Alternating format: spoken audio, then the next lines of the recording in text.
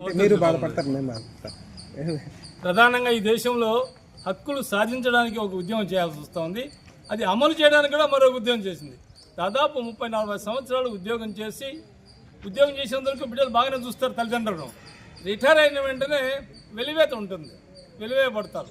దానికోసం ప్రభుత్వం పెన్షన్ ఇవ్వాలా ఆ సర్వీసెస్, కానీ ఆ పెన్షన్ ఇవ్వడానికి కూడా కోర్టుకు పోతే కానీ ఇవ్వలేకపోయింది. నకారా గారు చాలా త్యాగాలు చేసి డిసెంబర్ 17వ తేదీ దాన్ని విజయం సాధించారు. మరి ఇవాళ పరిస్థితి ఏమంటే ఈ పెన్షన్ కూడా ప్రభుత్వం ఇవ్వడానికి ఈ పాలక వర్గాలు చాలా ఇబ్బంది పడుతున్నాయి. సకాలంలో ఇవ్వడం లేదు. ఏమంటే బడ్జెట్ లేదని, అది లేదని, ఇది లేని అక్కర్లేని ₹1 కోటి ఖర్చు పెడతారు.